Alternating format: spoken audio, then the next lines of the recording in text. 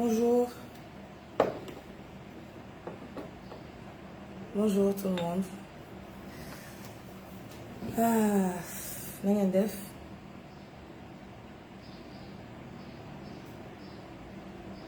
Ça va et votre week-end? Tout se passe bien?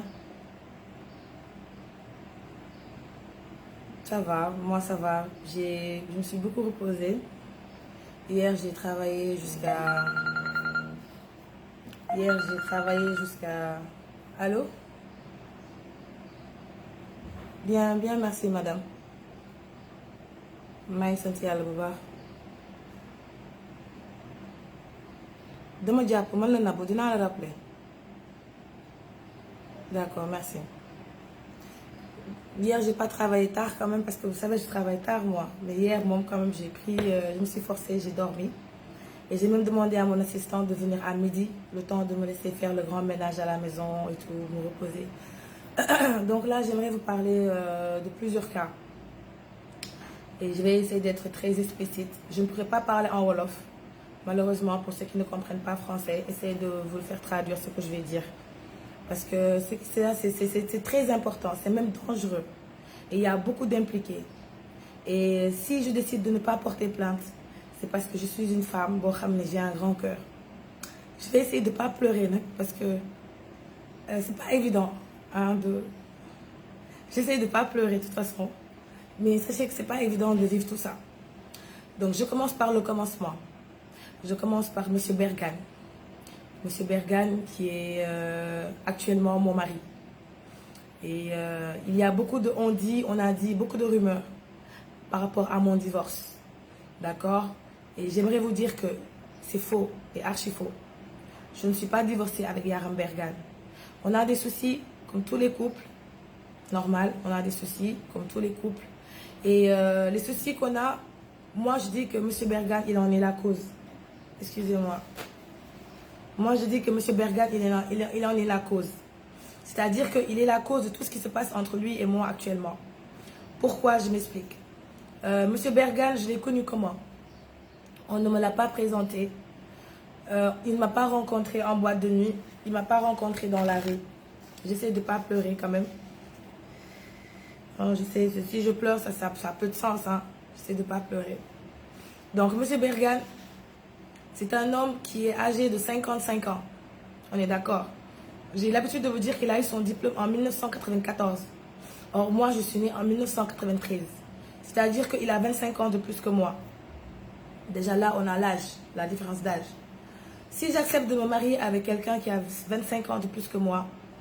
par rapport à tout ce que j'ai vécu, à mes divorces, à mon expérience personnelle, c'est parce que je l'aime. Parce qu'il n'y a que l'amour qui fait ça.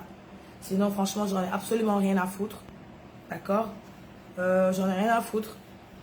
Je peux trouver qui je veux, je peux marier avec qui je veux. Voilà, j'ai connu des hommes dans ma vie, je ne suis pas à mon premier mariage. Donc, j'essaie de ne pas pleurer. Mais c'est pas évident, les larmes collent tout seul. Donc, si je décide de me marier avec un homme de 55 ans, c'est pas par matériel. C'est pas par argent. Donc, je vais donner des explications aujourd'hui. Vous savez, moi, j'aime bien, surtout le métier, moi, j'aime bien rendre les gens... J'aime bien rendre jolis les gens. Ce moment, il m'a donné 5 millions. Net. 5 millions, pas 100 millions. Il m'a donné 5 millions dans son bureau. Pour me défendre sama xew. Il ne voulait même pas de xew à la base. Donc moi j'ai 5 millions, on est bon fais-toi, va acheter tes bijoux à la base, c'était ça, je devais acheter des bijoux en or et tout ça. J'ai pris mon propre argent. Moi, Nabou Québec, j'ai pris plus de 5 millions dans mon argent. Dans le côté 5 millions, il m'a dit 10 millions. Les traiteurs, ils m'entendent. Pas des traiteurs, ils s'appellent comment? Evans, Pama Evans, ils m'entendent. Ils m'ont géré ça ma xew. Pama Evans, je l'ai payé 900 000. Ou 1 million, je crois. Pour la décoration de ma salle. C'est mon mariage, dépensé dans ces 30 millions, je sais beaucoup de M. Bergane. M. Bergane, 5 000 la 5 millions la major. Je dis que plus de 15 millions d'euros. Donc, je man Bergane, du xaalis laa ko toppee wala dara. Parce que li tax ma xam Bergane mooy marché. Dama am benn partenaire bu tudd John Sok. John Sok le tudd, c'est un Gambien. Ñëw Sénégal, parce que moi je suis dans les affaires, vous savez, avec SNB et ça. Je suis dans les relations internationales. Je connais beaucoup de gens haut placés. Beaucoup de gens haut placés. Partout dans le monde. Je suis en relation avec Dangote. D'où ma nationalité nigérienne. Je suis en relation avec plus de, je ne sais pas combien de personnalités dans le monde. Le Sénégal, dans le monde, là, les Noirs. C'est pour ça que j'ai créé SNBI SA, qui signifie la Société sénégalaise de négociation et du business international, avec mon ex-mari, M. Ndiaye Fall. Et l'entreprise, j'ai décidé de ne pas la clater. Parce que j'estime que Ndiaye Fall, avec SNBI, mën na si am dara. Moo tax ba tey tasaguma entreprise te duma ko mës a tas. Parce que dafa dëgg woon ci man ba ma koy def. Certes que divorcé naa ak Ndiaye Fall, mais entreprise bi ça n'a rien à voir avec Ndiaye Fall. Entreprise bi c'est Seynabou Kébé et monsieur Fall te duma ko tas. duma ko mës a tas parce que li mu ci am wërsëgam la li ma ci am sama wërsëg la te puis moi je suis à 70 parts il est à 30 parts te man soxoruma bonuma te duma mës a soxor donc monsieur Fall t'inquiète pas SNBI duma ko tas tu restes mon directeur général malgré tout ce que tu m'as fait tu restes mon directeur général te duma la dàq. J'ai rencontré monsieur Bergane par rapport à un ami qui s'appelle monsieur Amar qui est dans les affaires aussi. Parce que man ma am marché Sierra Leone avec le président sierra-léonien. Vous avez vu les photos quand j'étais partie à Freetown. Donc man ma décroché benn marché boo xam ne c'est plus de 10 milliards de dollars. ba ma ko décroché wee aw ma ci expérience SNBI amul expérience. si la contacté monsieur Amar ma ne ko monsieur Amar dama bëgg nga mettre ma en rapport ak koo xam ne mën na ko def am na expérience bi. monsieur Amar ne ma automatiquement monsieur Bergane laay xalaat. mu ne Berkane mu ne ko waaw mu ne ko je le connais pas mais ok on va le voir. On est parti dans son bureau man monsieur Amar ma présenté projet bi monsieur Bergane mu ko présenté projet bi xam nga c'est un homme d'affaires il sait quand c'est fructueux. Il a accepté de prendre le projet pas parce que c'est moi parce qu'il me connaissait pas il a accepté de prendre le projet parce que c'est pour son intérêt personnel ndax xaalis bi moom mu da ciy am 10 milliards de dollars c'est plus de je sais pas combien. C'est plus de je sais pas combien de francs CFA mënuma ko sax calculer parce que c'est de la construction j'ai tous les documents ndax man maa tapé documents yi j'ai tous les documents par mail et j'attends la convocation de la plainte. Moi j'attends j'ai tous les documents, j'ai les preuves photos, j'ai les photos, j'ai les vidéos. Parce que vous avez vu, j'ai posté une photo là avec comment ça s'appelle, j'ai pris les photos c'est sur ma page. Les photos sont sur ma page. Les photos sont sur ma page. Photo bi ma àndee ak John Sok ak vice-président sierra-léonien bi xool leen ko déglu leen archive mi sama page.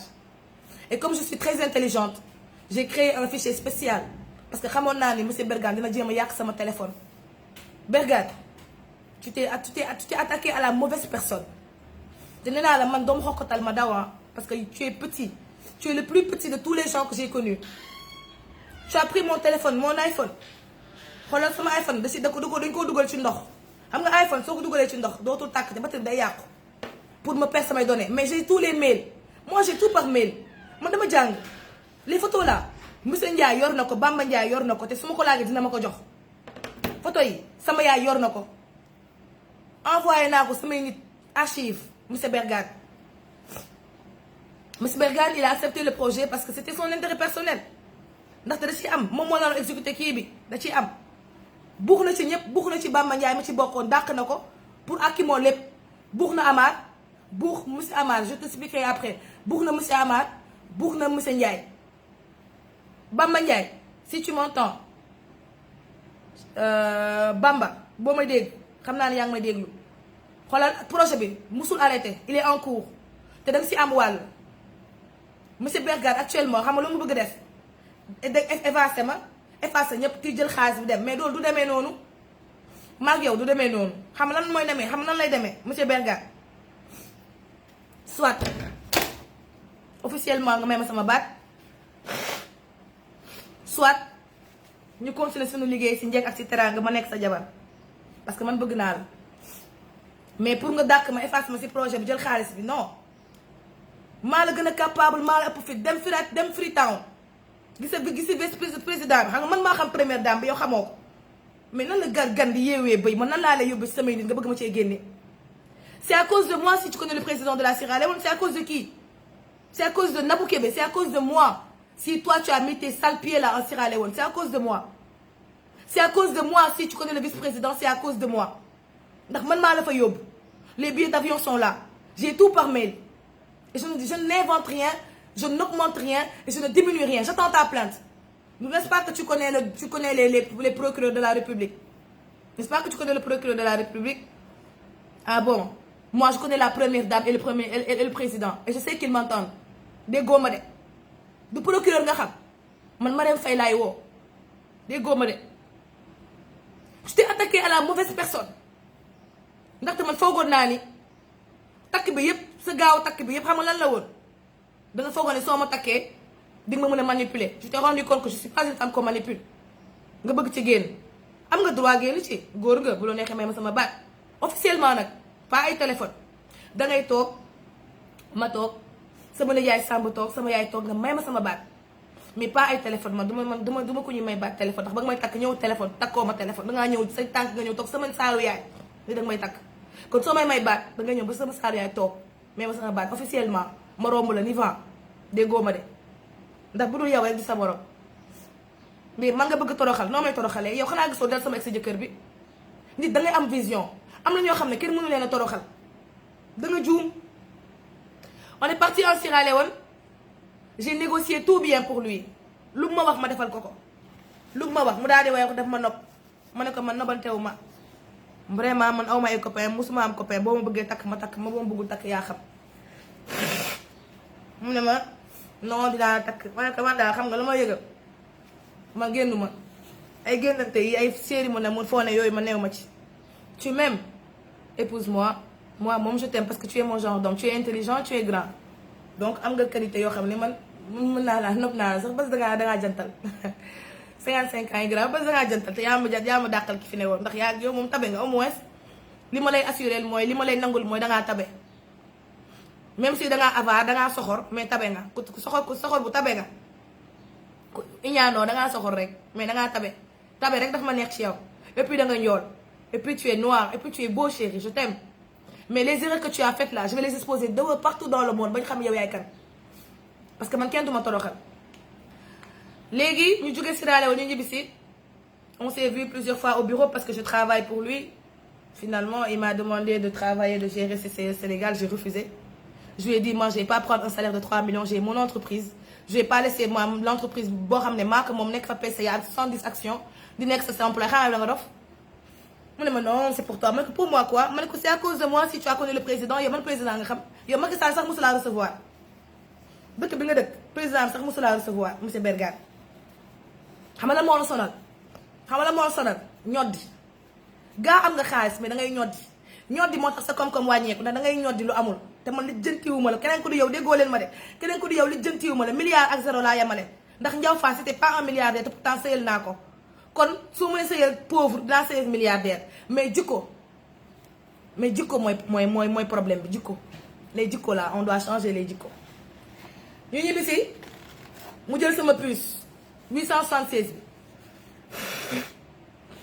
il a pris ma puce le 876 détruit puce bi parce que y a un ministre actuel du président qui me court après ku mignon sax ministre bu mignon nopp ma ba dof bëggoon ma takk ma vend ko ma vend ministre bi ak benn homme d'affaires bu puissant mouride la puissant c'est le plus puissant des mourides actuellement waa ji bëgg ma off ko ma off ñoom ñaar yëpp ndax Bergane déggoo leen ma de waaye Bergane xelam dafa dalul ci man parce que pour moom à tout moment mën naa ko bàyyi parce que les gens le disent que Nabou du sëy or que Bergane moom ñëw na ne ma sœuram sa sœur la xaw ma nu mu tudd xaw ma lan Bergane ñëw na ne ko Nabou de ndeysaan xam nga sœuram Diourbel lay sëy sœuru Yaram Bergane bi Diourbel lay sëy ñëw na ne ko ah man de xale bi dégg naa lim sëy Diourbel de xale bi sëykat la de ndaxte lim dafa goroom ah mi ngi fa tege ba tey Bergane de ñëw wax ma ko ne ma sama sœur bi da nee na sëy nga Diourbel kon xam nga man sëykat laa ndax wax seedeel nañ ma loolu ndax di rek ay connard laay dajeel ak ay imbécile waaye man connard bu ñëw ma rek lay sa kaa tegeel na la parce que aw ma temps j'ai pas le temps moi de m'accrocher à un homme comme ça j'ai pas le temps kon tas nga non tasuma yéen xanaa xamoo leen tas du noonu ça fait 1 mois que je suis mariée même bu ma mayoon sama baat sax des na it de 3 mois donc tas naa tasuma on a des problèmes qu'on est en train de régler mais comme problème yi dafa moom bëgg woon ko régler ci biir kër gi il a préféré traiter ça dehors ba mu jaral ko yóbbu ma hôpital principal moo tax ma génn wax parce que moom Bergane ma bëggoon sutura du def li mu def te comme mag la te dafa am ay njaboot mais dama lay weer ba nga weere avec discrétion nag te duma wax lépp dinaa wax les grandes lignes le reste ma denc ko pour man parce que sama borom kër nga sa borom kër da nga koy suturaal mais dinaa wax nag li nga ma def yépp ba nit ñi teg seen bët loolu laay wax mais le reste maag yow ci suuf duma ko wax parce que dama sama borom kër nga te ku weer sa borom kër weer say doom duma ko def ndax bëgg naa jural ay doom. monsieur Bergane yu ñibbisi mu sàcc mu jël sama puce damm ko 867 utal ma yeneen puce yu bees parce que bëggul kenn woo ma ci teg ci nag di ma sëriñtu chaque jour mu yóbbu ma xon di ma xon rek chaque jour mu indi ma ay garab naa ma sangul dama lay protéger damaa bëgg kii yow loo may protéger yow loo ma mënal yow nga fekk ma blende sama blende ba ca kaw blende ba blende nga naan ma ay dama lay protéger sangu yi nga ma doon jox ma sangu yépp c'était pour nga noot ma donc pour ma toog loo wax ma wax ko mais man damaa pare démb tey door a ñëw moi j'ai fait toutes les guerres 14 18 16 18 22 24 troisième guerre mondiale 22 24 xam nga leen guerre xam nga leen weer 22 24 mooy Ukraine Russie 22 24 14 18 22 24 Bergane Bergane tu t'es touché à la mauvaise personne mais wax tu m'envoies un message en me disant que attends je vais te lire le message que tu m'as envoyé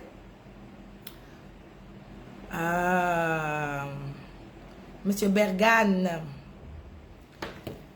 l'homme fort l'homme puissant du ne nga dangaa puissant noonu danga am ay xon am ay sëriñu beneen ak yooyu déggoo ma de man Nigéria laa am ay sëriñ déggoo ma de maa ngi yow raag ba naaw xam nga lan moo am soit nga nekk nit ñu sëy sunu sëy soit nga nekk dof nga may ma sama baat ma ay toute façon ma les messages de toute façon je vais te boo bëgg mais yow toi tu es culotté hein avec tout le respect que je te dois mais tu es un mari culotté Bergane dafa reex nee na man lay menacé les messages sont dans ce téléphone là damay live sama pare naan nga capturer defal leen ko comme li ma def Live SN vous avez vu Live SN il s'est excusé il m'a appelé Live SN il m'a appelé ce matin à minuit la ma woo 1h du matin la ma woo ne ma baal ko nee naa ko baal naa la man boo jéggaloo ma baal la mais dof lu bu ci nekkee te xoolal beneen grande ligne bu may souligner képp ku nekk sama live di ma jéem a saaga wala di wax bu incorrect déggoo ma de du am ngeen adresse IP actuellement je travaille avec la police criminelle ak waa nu mu tudd waa cybercriminalité dama lay capture jox leen ko foo nekk ñu jëli la maanaam boo nekkee sama live mën nga joxe sa avis peu importe ton avis mais avec le respect tu me manques de respect automatiquement on te récupère déggoo ma de live bi ku fi saagaati ku ma fi saagaati wala nga wax ma caga wala nga wax ma leen loo xam ne dafa ñàkk teggine on te récupère chaque téléphone possède une adresse IP chaque ordinateur possède une adresse IP et on te localise on te prend on te bloque déggoo leen ma de vous allez apprendre le respect avec moi c'est important le respect on doit se respecter si on ne partage pas les mêmes valeurs mais pourquoi tu me suis pourquoi vous êtes dans le live si on ne partage pas les mêmes valeurs pourquoi vous êtes dans mon live allez suivre des gens avec qui vous partagez les mêmes valeurs mais nekk sama live di ma saaga moom dagg na danay duul ok yow moom déjà je te bloque ensuite je capture pour envoyer à la police voilà vous allez apprendre le respect avec moi parce que trop c'est trop du ma seen morom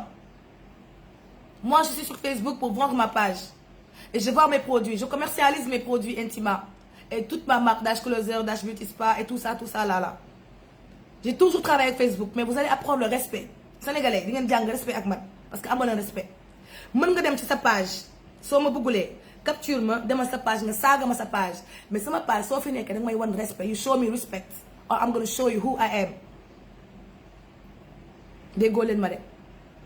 respect laa bëgg ngeen doxalee ko ak man moi je vous respecte vous me respectez vous me respectez pas sortez de ma page ça c'est point final je ne parle plus de ça averti un homme averti en vaut deux j'en ajoute un ça fait 3 monsieur Bergane m'envoie un message pour me dire que j'ai dit à ta mère à ton oncle à tout le monde que may naa la sa baat ñaan nga ma sa baat trop c'est trop may naa la sa baat man maa ko ñaan baat maa xam ne may ma sama baat parce que da nga soxor góor bu soxor nga da nga ma iñaane Intima problème bi yëpp Intima moo ko waral dinaa leen expliquer quand j'ai créé Intima personne n'y croyait mais moi j'ai l'âme j'ai le fil moi parce que xam nga ku yàgg liggéey liñ naan xëcc bu daggul dikk ku yàgg liggéey laa donc damay am intuition ma am intuition ni que man à la base j'aime faire la cuisine et moi je connais les bons produits parce que je suis congolaise donc je vais faire des produits pour l'entretien vaginal de la femme parce que je pense que moi en tant que femme j'ai eu plein de problèmes mais je ne trouve pas dans les grandes surfaces des produits yoo xam ne ils sont bio il n'y en a pas des produits bio vaginal tout ce qu'on trouve à la pharmacie c'est du parabène c'est des produits chimiques avec du parfum et le vagin n'aime pas le parfum le vagin c'est ton nettoie toi je te bloque les têtes de mort là je te bloque suspendre bannir du stream je te bloque et tu dégages voilà donc tous les produits qu'on trouve sur les grandes surfaces pardonnez-moi c'est des produits qui sont chimiques et moi je me suis dit j'ai essayé de faire une marque bio je vous ai montré mes produits tout est bio avec Intima il y a rien de chimique de la composition c'est des feuilles des herbes et mes astuces personnelles qui font que tout le monde l'aime j'ai créé Intima c'est vrai que mon mot me dure 300 000 francs je l'avoue parce que j'avais pas d'argent mais en remis 300 000 avec les 300 000 je suis partie j'ai acheté mon premier stock Intima le même jour j'ai fini le stock ma defar lépp jaay lépp le même jour il y croyait pas au début hein il me disait ah ton truc là vraiment mais quand il a vu xam nga c'est un homme d'affaires quand j'ai calculé avec lui là moi moom xam nga moi j'aime bien calculer parce que pour parler il faut que la personne am vision je lui ai dit un produit de base de chez Intima coûte environ disons 15 000 Babacar je te rappelle un produit de base coûte 15 000 donc tu fais 15 000 multiplié par disons 30 commandes par jour ça fait 450 000 pour 30 commandes par jour quoi or moi j'ai plus que ça mais on prend le minimum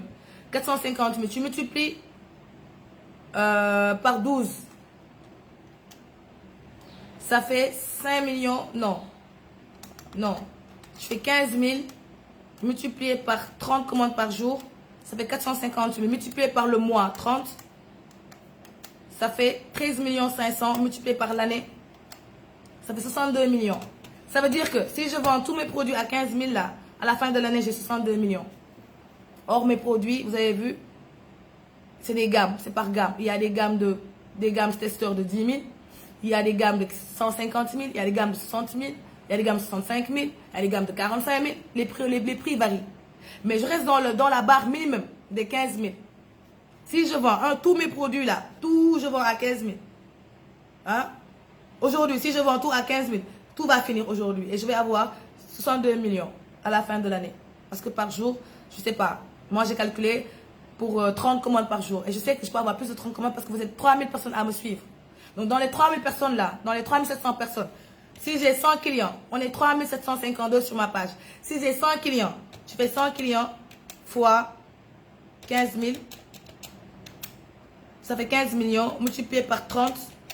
ça fait 45 millions par mois si je vends 15 000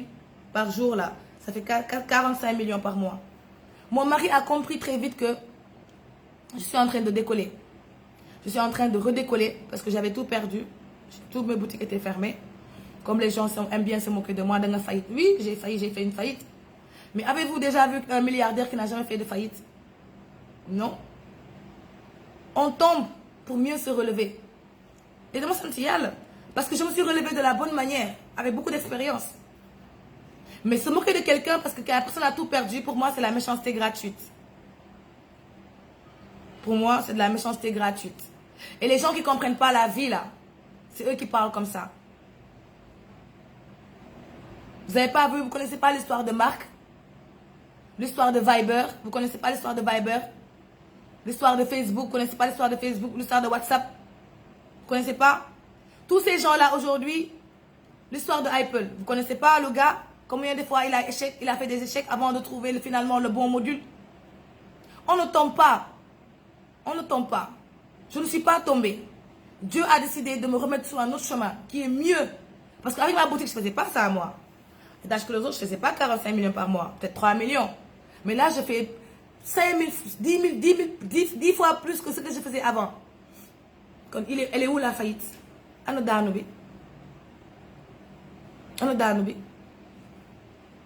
daanu bi yàlla mooy maye te dina man xam naa ne yàlla dafa ma nar a may moo tax may dundul yëpp te dama koy assumer parce que li ma defal dafa bëri te damay ne limal un par un Monsieur Bergane, il a commencé à être jaloux de Intima, jaloux de mon business. Affaire bi commencé à déranger. J'ai plein de clientes. J'ai une cliente qui s'appelle... j'ai mon carnet de patients. Attendez, je suis tellement bien organisée. Pour les gens qui disent que je suis folle. Vraiment, pour une folle là, c'est bien. Je suis organisée. Ça, c'est mon carnet de patients. Tous mes clients sont enregistrés ici. Regardez. Madame Ndiaye. Regardez, Madame Ndiaye. Elle a pris tous ces produits-là. Elle a payé 120 000 francs, Madame Ndiaye. Astafoula, 150 000. Voilà, 120 000. Elle a pris 6 produits, elle a payé 120 000. Et je suis en train de la suivre actuellement parce qu'elle a des soucis vaginaux. Vous avez vu? Capturer la feuille. Ça, ce sont mes archives à moi pour comprendre la cliente, combien de problèmes là. Je vends 120 000, une cliente, pour ma patiente, 120 000. 10 clientes, ça fait 1 200 000 par jour. Multiplié par 30, donc 120 000. J'en ai comme ça 10 fois 10, ça fait 1 200 000. Fois le mois, ça fait 36 millions. Fois l'année, ça fait 432 millions. Mon mari est devenu jaloux de moi et de mon business. En collaboration avec ma mère, elle rentre en jeu. Madame Khadija Diop, William Diop, prends ta chaise. Maman. Maman, qu'est-ce que je vais dire de toi, maman? Je t'aime tellement. Liñ naan doom dina amel ndey ak waaye tamit ndey dina amel doom ak. Yaay yow damaa bëgg nga jël sa chaise nga toog te duma la làkk olof de duma la làkk tubaab de ndax dégg nga olof. C'est vrai que congolaise nga mais kenn dara dalu la. Sa baay saalum la sa yaay congolaise la mais fii nga yàggee def nga fi 30 ans Sénégal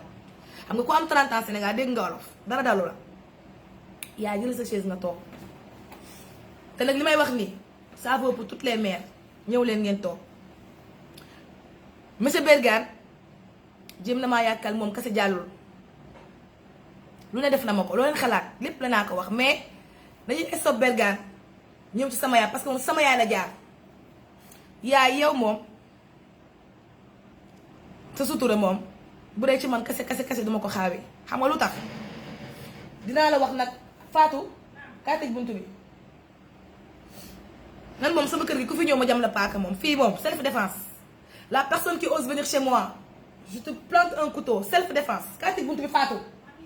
tëjal buntu bi tëjal buntu kër gi coché ko. ku ñëw sama kër jéem ma agressé xoolal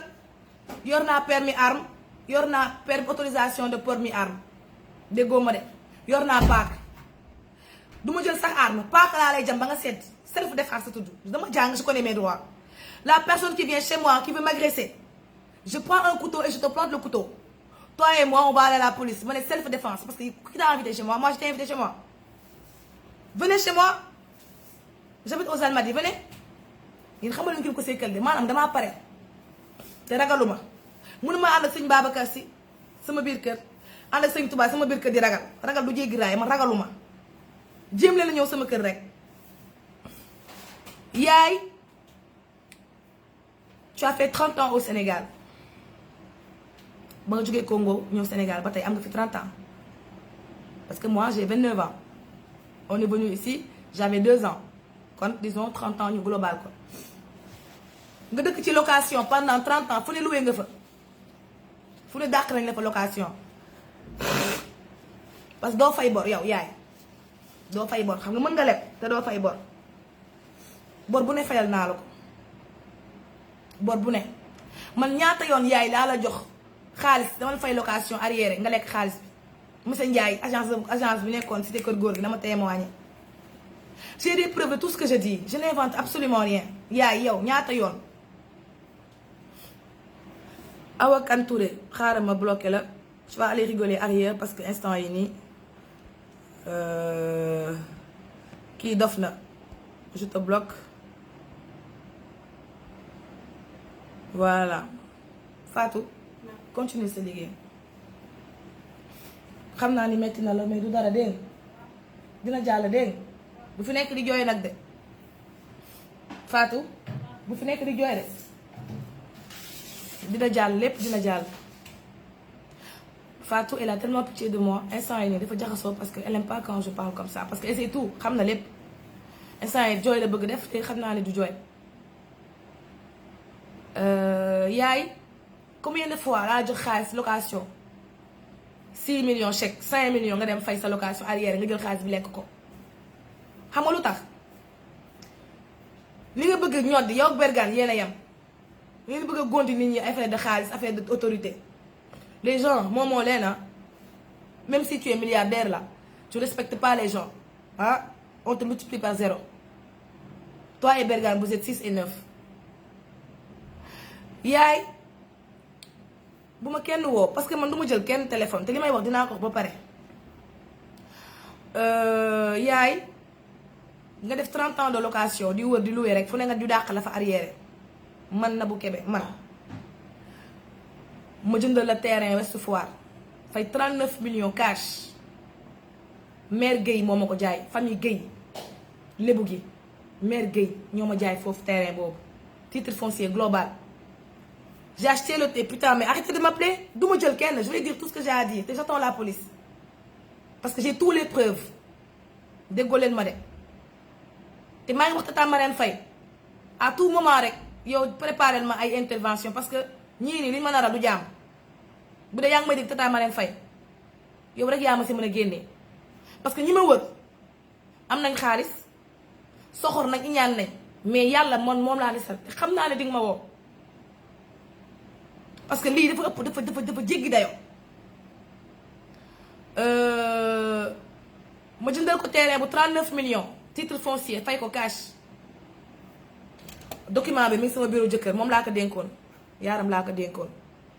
dénk ko bu pare nekkoon nag sama xaalis sama kayitu kër moom boo ci jéemee dara maa la gën a bandi déggoo ma rek sama kayitu kër boo ci jéemee dara maa la gën a bandi titre foncier moom kenn mënu ko jaay sama tur la ne Seynabou Kébé Diop la ne def moom sax sama turu yaay ndax bandi lañ ay délinquants ñoom ñëpp lañ.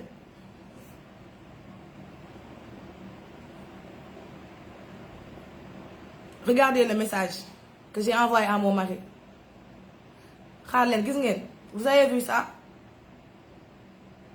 gis ngeen sama loxo bi nu mu def attendez mu ngi nii sax jarul wane téléphone loxo baa ngi nii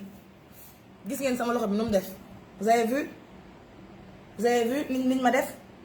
vous avez vu mes mains on va parler tout lépp laay wax. sama yaay je lui ai acheté un terrain de 39 millions ci koo xam ne da doon loué 30 ans xam nga lu mu def jour ba ma ko wanee terrain bi. dëkk ma Ouest Foire man Almadies laay dëkk c'est un quartier misérable ici man quartier bii lan li may quartier Ouest Foire mu dëkk fii yi dafa salte ma ne ko yow yaay na ngay nekkee location 30 ans mu jënd la titre foncier 39 millions fay ay lépp 42 millions la ak honoraires yi yëpp ñëw koo xam ne amoo kër mosoo am kër au lieu nga ñaanal ma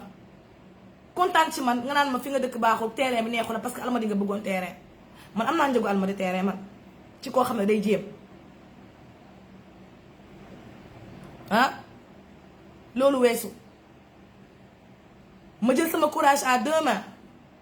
tabax kër gi ba mu yegg malgré li ma xas de ni ma ko jëlee terrain su foire neexu ko nee na Almadies la bëggoon yow yaay Almadies la bëggoon nee na moom ci patron yi la bëggoon dëkk sama yaay dafa am folie de grandeur yaay yow moom yaa dof xaaral ma ñëw dof yi dinaa leen génnee 1 par 1 wéroo leen sax ma jëndal ko terrain mu xas ma si waaye ma am jom xam nga rek man damay tarbiwu sama àddina laay defar xooluma sama yaay rek dama bëgg sama àddina laay defar sama àllaaxira samay doom laay liggéeyal ndax sama yaay bu doon man doom bu bon laa ba ma saagee kër wàcc sama oto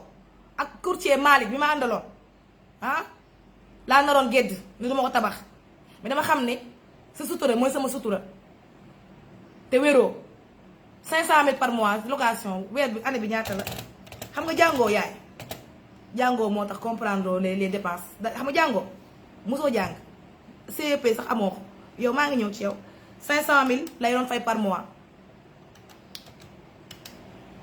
xam nga année bi ñaata la 500 000 par mois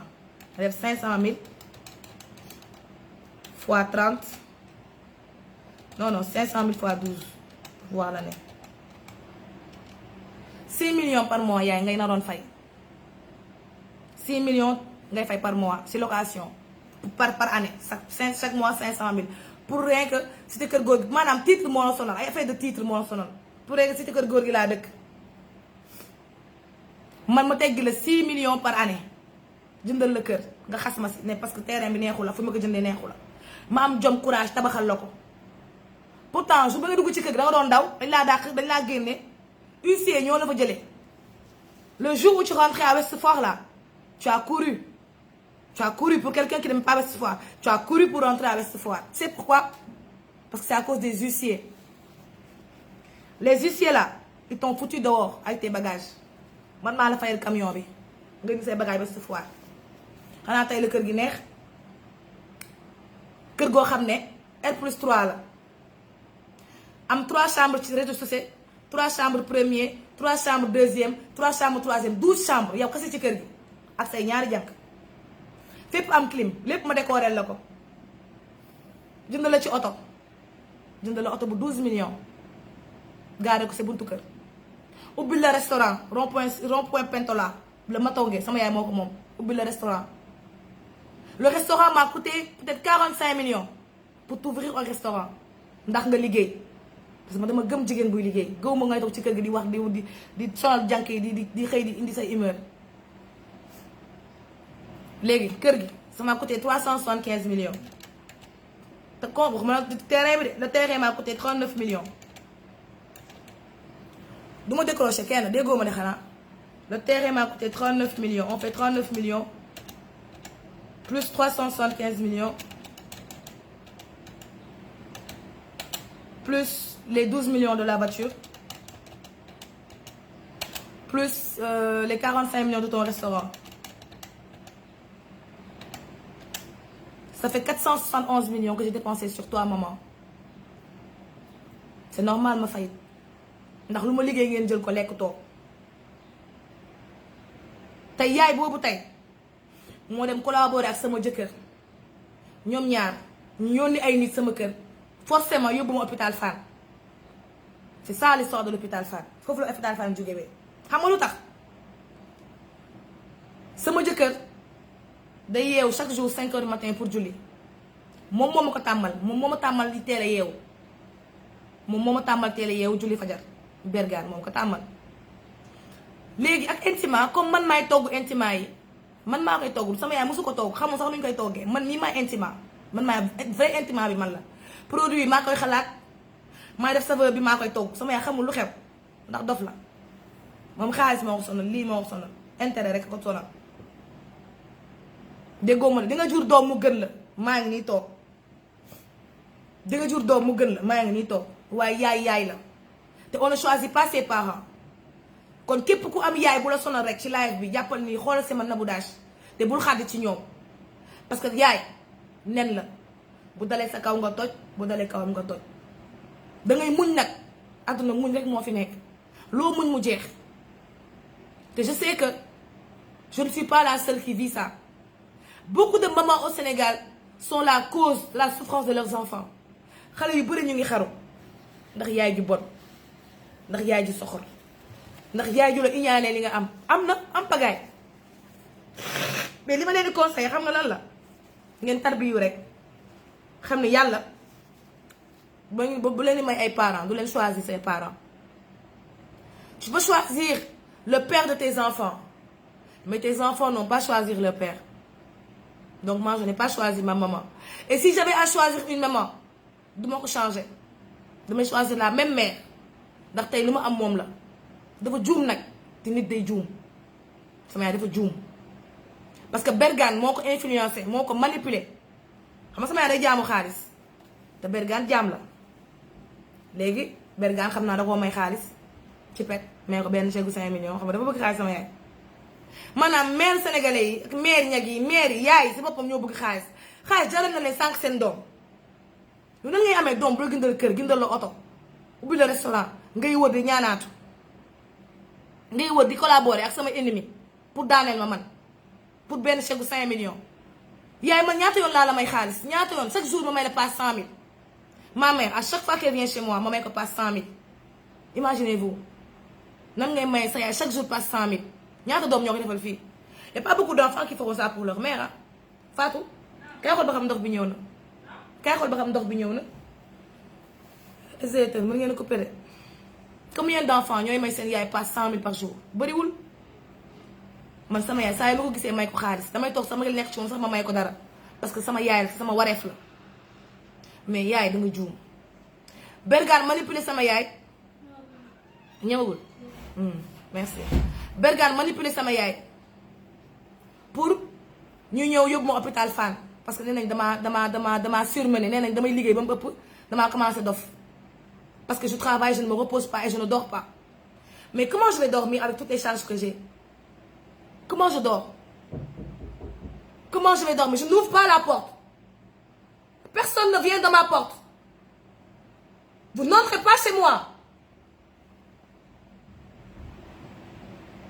vous n'entrez pas chez moi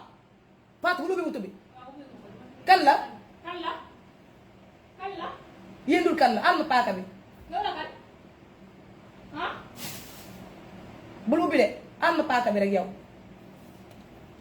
la personne qui ouvre chez moi ma porte soo ko ubbee may rey sa ndey en direct moi kenn du ma yóbbu man te des je refuse je refuse on va me tuer d'accord mais on va pas me déshonorer déggoo ma de assistante bi waa peut-être jox ma paaka bi nag jox ma paaka bi mu si saaku ceeb bi si kaw saaku ceeb bi kooku kan la Fatou Bintou non du Fatou Bintou de vous venez chez moi la personne qui ouvre ma porte je te plante un couteau self-défense ku leen di xokotal man du Fatou Bintou day woote c'est pas eux tooga rek maa ngi ci live dara du ma dal les gens vont me voir là en direct bandi woo leen maa leen gën a bandi woo leen de la personne j'appelle la police tout de suite la personne qui ouvre chez moi je te plante un couteau directement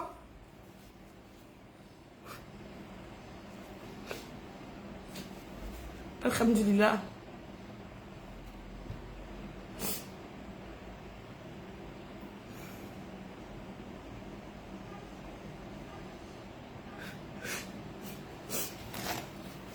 je vais pas pleurer parce que pleurer ne va pas régler les choses mais Sénégal yi war nañ xam li may dund lan la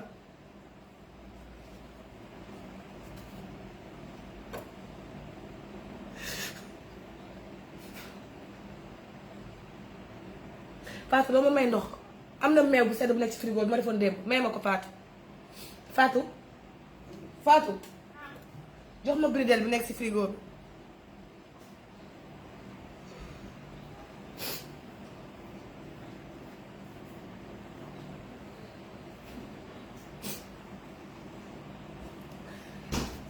Bergane et ma mère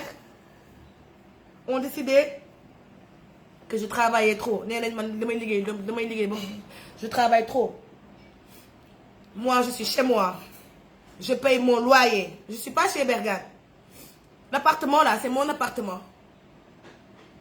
parce que sama kër dama koy tabax pareegul maa ngi tabax sama kër pareegul su paree dinaa dem sama kër mais kër gii dama ciy am jàmm moo tax ma toog fi xanaa jigéen boo ko takkee sax di ko dugal ci kër Bergane yow yaay milliardaire bi n'est-ce pas monsieur l'ingénieur toutes tes femmes là n'est-ce pas qu'elles ont une maison sa jabar yëpp am nañ kër n'est-ce pas xanaa man duma jabar pourquoi joxoo ma kër n'est-ce pas que tu as des maisons non mais tu as préféré ignare que tu es avare que tu es prendre ma maison qui est en construction la terminer xam nga dama am benn kër bu nekk Sédima en face de mon immeuble là l'immeuble que je t'ai donné mais que j'ai repris parce que tu es un ingrat mérito ma may la leen mos ngeen gis pauvre bu may milliardaire kër sama jëkkër avant bu may takk laa ko may immeuble waaye récupéré waat naa nday immeuble bi te maa ngi xaar ba nga def fa lenn wax naa nga génne ñëpp foofu toi tu es un milliardaire non yow yaa ma waroon may immeuble pas le contraire Bergane bandi woo danga am ay sëriñ nga ni dinaa la wan man awma benn sëriñ yàlla laa am te dootoo ko defati yow Bergane tant que ñëwoo sama kër gi jéggalu ma yow ak sama yaay loo leen gis man la te je dis ça devant témoin bandi woo leen man ngeen di tiital man man nga xam ne dara damaa wóow ba dara safuma te damaa rek damaa wóolu yàlla. wóolu yàlla laa def damaa wóolu yàlla te yàlla boo ko wóoloo bàyyi ko sa bopp mu wan la boppam damaa gëm yàlla.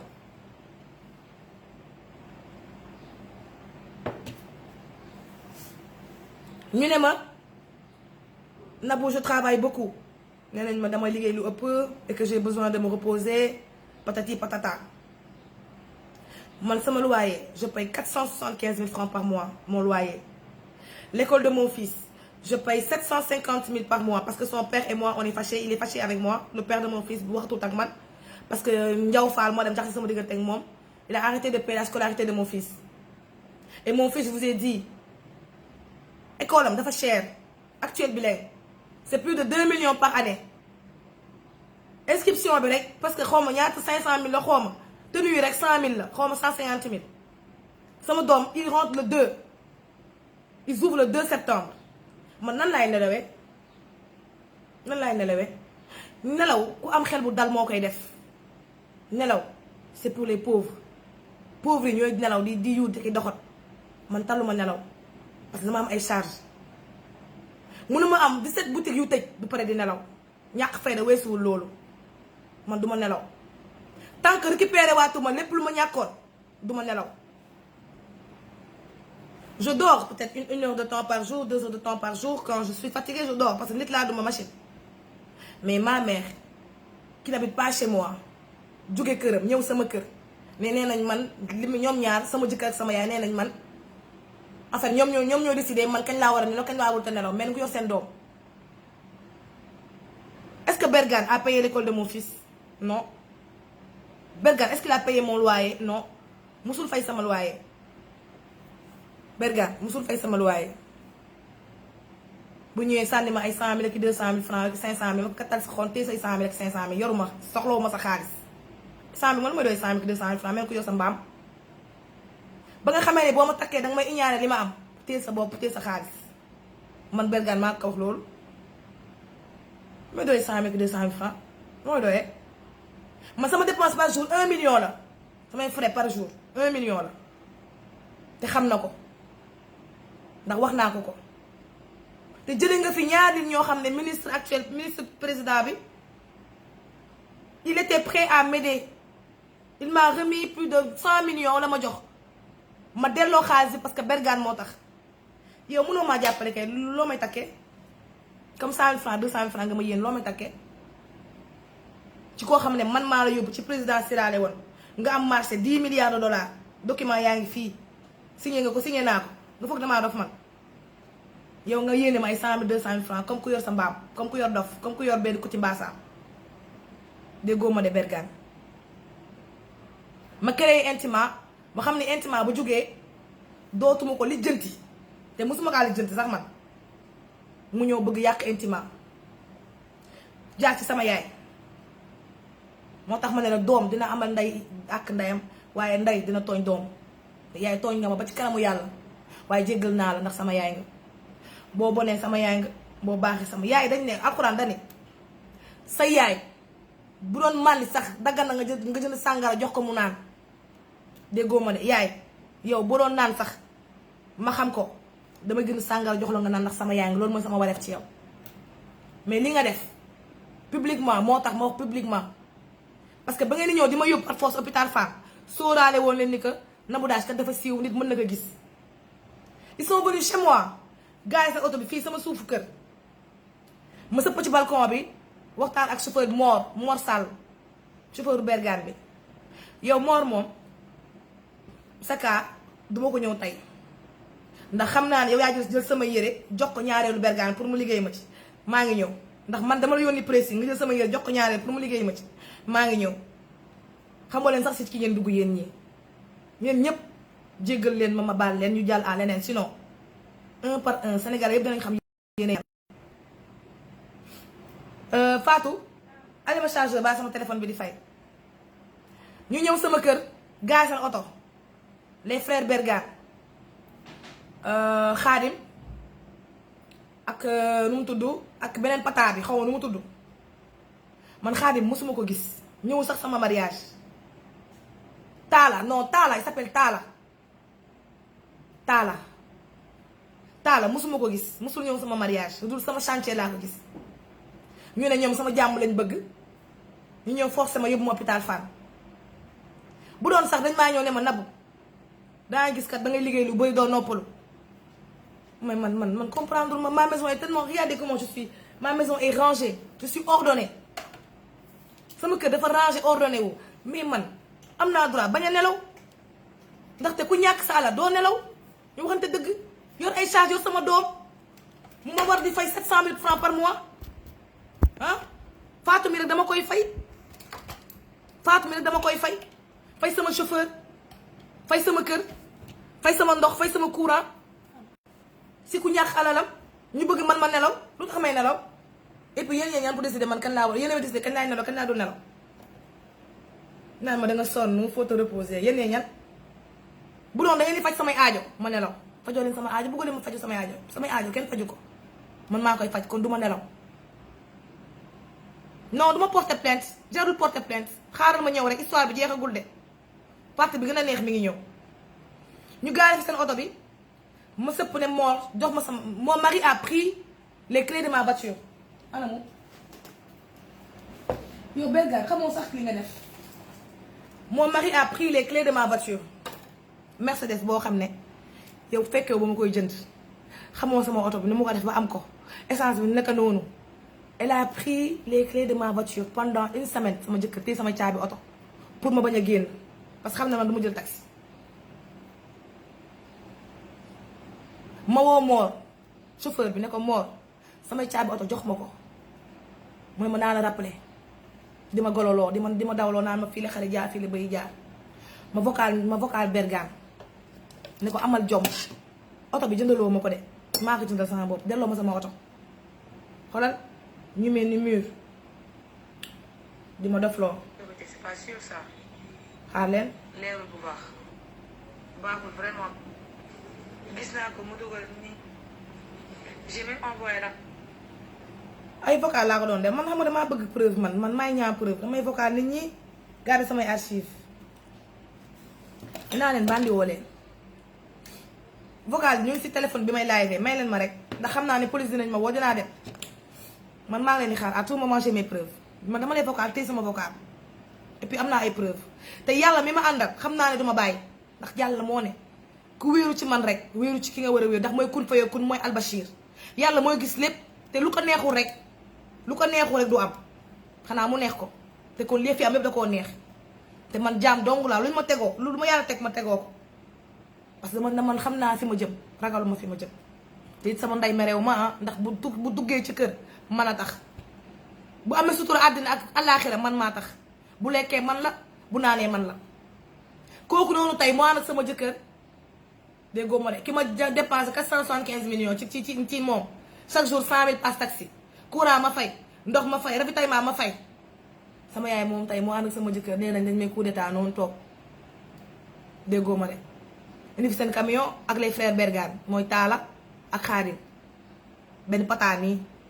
naa ma Nabou sa jàmm lañ la bëggal xoolal gaañ ma nii gis ngeen ko nii téye ma de force dugal ma ci oto par force lañ ma def bu doon sax dañ maa woone ma Nabou comme une man du ma mbaam du ma xaj je ne décroche personne du ma mbaam du ma xaj bu doon dañ maa Nabou acca kaa la ñu dem dangaa sonn wala da nga lii wala da nga lii d'accord naa ma ànd ak ñoom parce que man dëgëruma bopp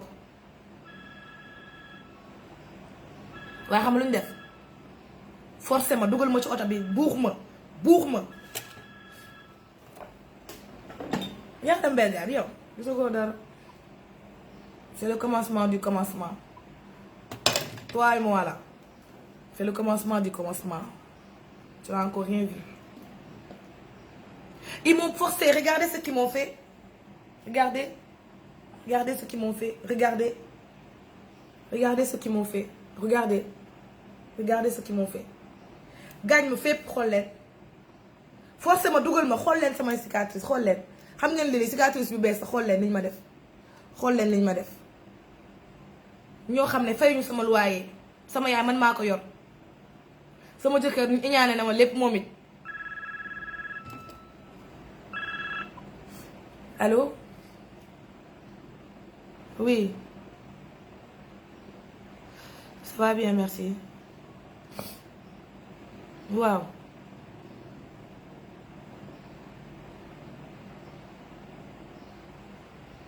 non bul jooy soxna si man la Nabou. maa la gën a bëgg bul jooy direct bi dama foo ma wax ko bul jooy soxna si te boo jooyee danga may jooyloo.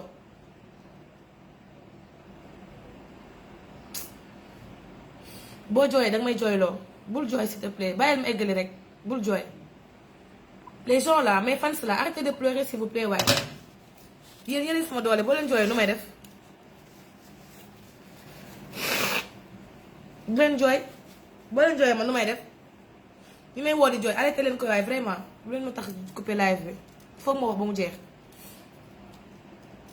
ils m'ont pris de force dugal ma ci oto bi ñu téye ma nii nag oto bi ñu téye ma nag ma ne leen bàyyi leen ma sax au moins dugg naa ci oto bi dugal ngeen ma mais bàyyi leen ma ñu téye ma nag duñ la bàyyi téye ma sama yaay toog ci kanam liñ naan comme yonent yàlla Insa non naa du yonent yàlla Insa sax bii dañ naan Seydina Muhammad sallallahu alayhi wa sallam mais kan ñan ñoo ko wor kan moo ko wor ay mbokkam yonent bi sallallahu alayhi wa sallam ay mbokkam ñoo ko dóor ay xeer ba mu génn Màkka kon man maay kan man duma ci leen lu ma tegoo ma tegu ko. Le prophète sallallahu alayhi wa sallam son propre oncle était le problème, le fond du problème de tout. Donc moi si on me fait ça moi qu'est-ce que je n'ai rien à foutre, j'en ai absolument rien à foutre. Le prophète est le meilleur des hommes subhanahu wa ta'ala mooy gën di mbindeef c'est que moom la ay mbokkam sànni xeer ba génne ko màkk asamaak man samay mbokk li ñu may def nii déggoo leen ma de sama yaay moo toogoon ci kanam moo jiite gàng bi ma tourné ne ko yaay xool ma sa doom laa li nga ma def metti na ma xam lu ma wax non c'est pour ton bien dangay faju mu ngi yaay lan laay faju lan moo ma dal dara dalu ma je suis sous le choc parce que j'ai perdu plusieurs de mes activités et puis je travaille jusqu'à tard la nuit te man j'ai l'habitude de travailler man dama njaxlaf man dama yàgg liggéey dama njaxlaf man mënu ma nelaw te sama yaay xam na loolu ci man Berga xam na loolu ci man donc pour lan ñu bëgg ma yóbbu hôpital ñu ñëw hôpital ñu wàccee ma de force ma wàcc hôpital principal je vais porter plainte contre l'hôpital principal la plainte là ce sera pour le temps que le directeur de principal ne m'a pas appelé pour s'excuser. Je porte plainte contre l'hôpital principal. Et vous allez me payer beaucoup d'argent, croyez-moi. Déggoo leen ma de. Je convoque l'hôpital principal. Gis nga yéen docteur Khady. Nee na docteur nga yow Khady. Vous savez comment elle était? Sans masque, sans gants. Docteur Khady, pour un médecin. Sans masque, sans gants. Pour un médecin. Avec du vernis sur les ongles pour un médecin. Assistant médecin bi nag tànk yi nag moom faut pas voir ses pieds. Pose ongle keneen ki ma téyewoon pour ñu piquer ma xef bu tollu nii xàññatul tamit def seen xef ana médecin ak xef bu doon sax xef bu ndaw d'accord mais ana médecin ak xef yu gudd. Pensez que les morts là maanaam dee yi am hôpital yëpp lan la manque de civisme et de manque de civisme et de propreté situation sanitaire hôpital yi moo dégradante en tant qu'hôpital principal les médecins n'ont ni gants ni masque ni gel et les salles là elles sont sales et dégueulasses. Moi j'ai dit au médecin man ko tu es médecin mu ne ma waaw ma ne ko rek ma salle et dégueulasse doole sax fomp seen salle yi elle m'a pas répondu. Elle m'a regardé comme ça. Bien dénoté. Elle m'a posé des questions. Madame, patati patata. Toutes les questions elle m'a posées, j'ai répondu. Mais pourquoi vous vous êtes divorcé vos anciens mariages? Ça ne vous concerne pas. je ne suis pas ici pour parler de mes anciens divorces je suis ici pour parler de mon état de santé nee na nga damaa dof aca wax leen ma lu ma def loo ñu ne non vous avez besoin de vous reposer ma ne ko en faisant quoi qui vous dit que moi j'ai besoin de me reposer j'ai l'air de quelqu'un qui est surmené moi ñu ne ma non arrêtez d'appeler xaar leen arrêtez leen woote yi waaye vraiment arrêtez d'appeler laissez-moi terminer l'histoire là ma ne ko man j'ai l'air d'être quelqu'un de fatigué moi mu ne ma non mais votre maman et votre mari ceux qui s'inquiètent de vous ils veulent que vous vous reposez moi que mais man c'est l'hôpital qui se fout de la charité c'est la charité vous êtes malade yéen mais que ma mère c'est moi qui prends soin d'elle mais que mon mari lui moom sa jalousie maladive là qui va le tuer il est jaloux Bergane très c'est un homme jaloux xam nga ni naan say góor possessif mooy Bergane mais xam naa man li ma yaakaar ba yaakaar man mooy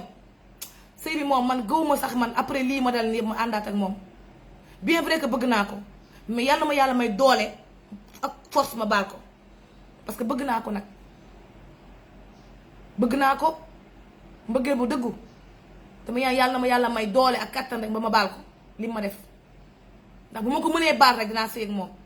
mais su ma toppee sama xol damay tas day sëy bi parce que c'est un homme jaloux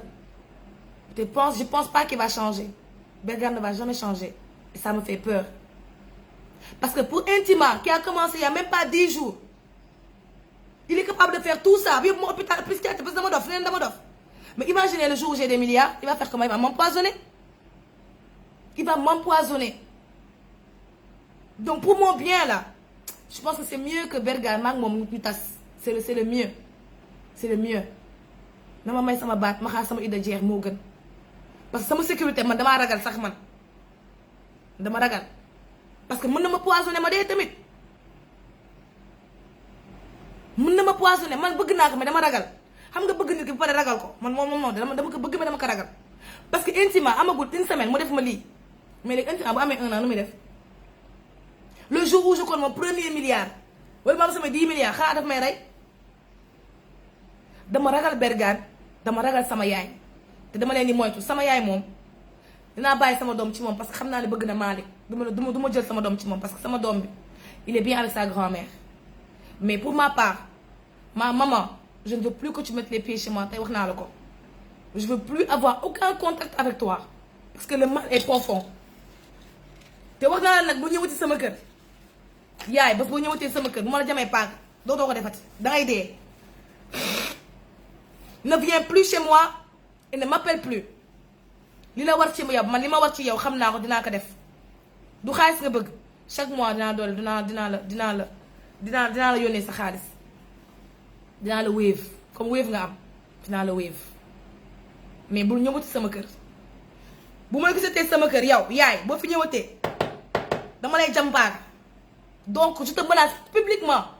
bu dee am nga ñu lay conseil dañ la conseil bul ñëwati sama kër bul teg tànk sama kër yow ak Bergane moom bul mës a jël si téléphone yëkkati di ma ko woo ne m'appelle pas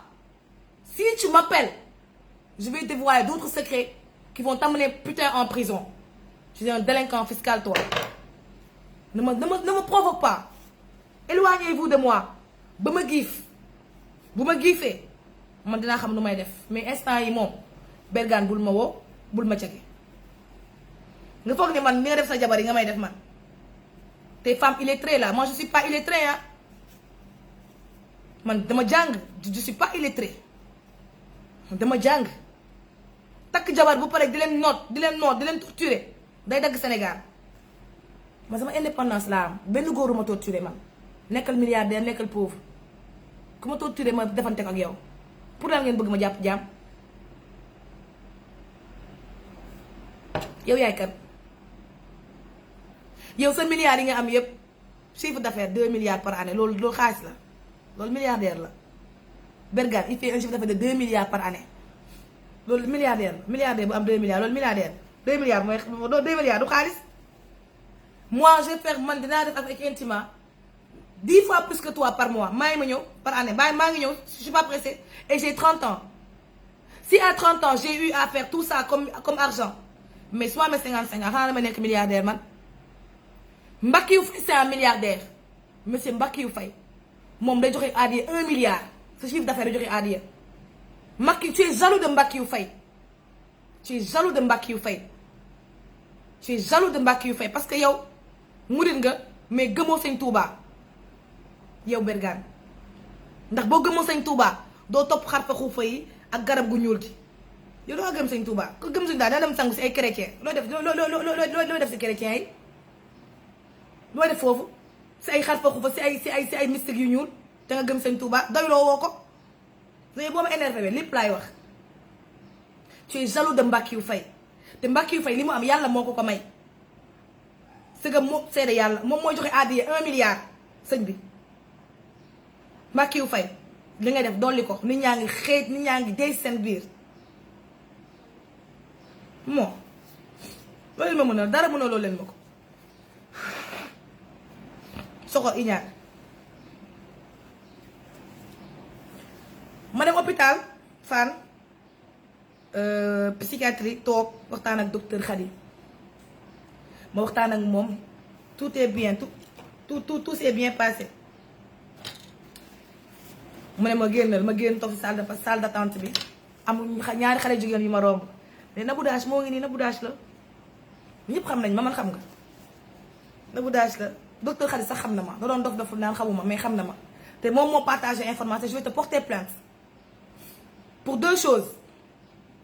Vous m'avez fait une piqûre sans mon consentement.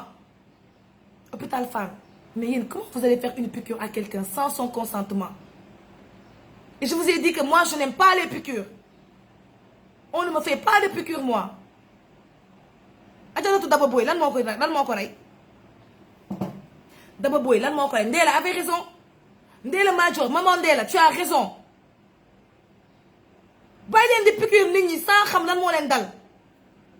man ngeen bëgg a rey man awma diabète awma tension awma benn feebar xam nga tax parce que je suis bio et je mange bio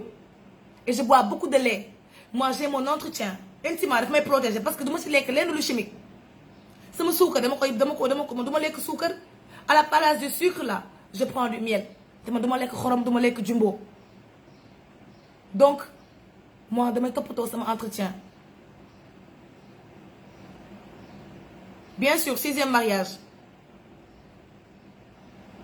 mariage mooy am noonu ak doole waaye Bergane du woon waajaa ngi ñëw Bergane dafa xàll yoon bi mais waajaa ngi ñëw Bergane du waaji man damay sëy góor bu ma ñaane lu may dee 55 ans paa bu màgget yow ma ne suturaal paa yow paa nga da nga màgget doo ko nangu mag nga xaaral man maa jox ay café intimement pour nga am dara